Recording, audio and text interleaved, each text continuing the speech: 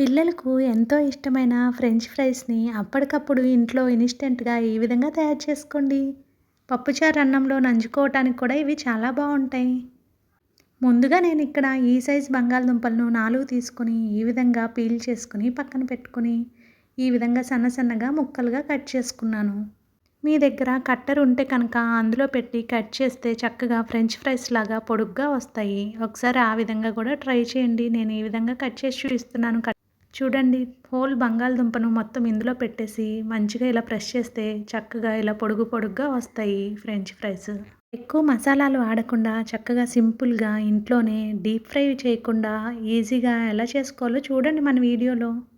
తర్వాత కట్ చేసుకున్న ఈ ఫ్రెంచ్ ఫ్రైస్ అన్నిటిని ఒక గిన్నెలో నీళ్లు పోసుకొని అందులో శుభ్రంగా ఒకసారి ఇలా కడుక్కొని చిల్లులు గిన్నెలోకి తీసుకొని పక్కన పెట్టుకోండి. తర్వాత స్టవ్ ఆన్ చేసుకొని ఒక ఐరన్ కడాయి పెట్టుకొని 3 స్పూన్ల ఆయిల్ వేసుకొని ఒక అర స్పూను పసుపు వేసుకోండి. పసుపు వేయటం వలన ఒకదానికొకటి అంటుకోకుండా చక్కగా వస్తాయి ఫ్రెంచ్ ఫ్రైస్.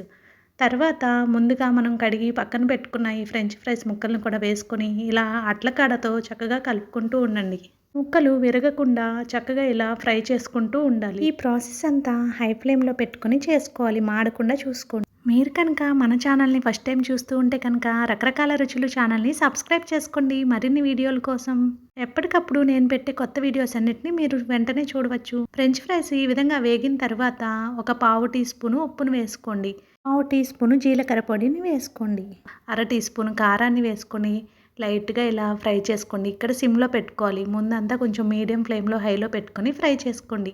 ఈ విధంగా ఫ్రై చేసుకున్న తర్వాత చివర్లో స్టవ్ ఆఫ్ చేసేసుకొని చక్కగా ఒక టిష్యూ పేపర్ మీదకి తీసుకోండి. నూనె ఏమన్నా ఎక్సెస్గా ఉన్నా కానీ తర్వాత ఒక గిన్నెలోకి తీసుకొని సర్వ్ చేసుకోండి. అంతేనండి, చక్కగా పొడి పొడిలాడే ఫ్రెంచ్ ఫ్రైస్ని ఇన్స్టెంట్గా అప్పటికప్పుడు పిల్లల కోసం మీ ఇంట్లో తయారు చేసి పెట్టండి. ఎంతో బాగుంటుంది. మీకు కనుక నచ్చినట్లయితే వీడియోని లైక్ చేయండి, సబ్స్క్రైబ్ చేసుకోండి.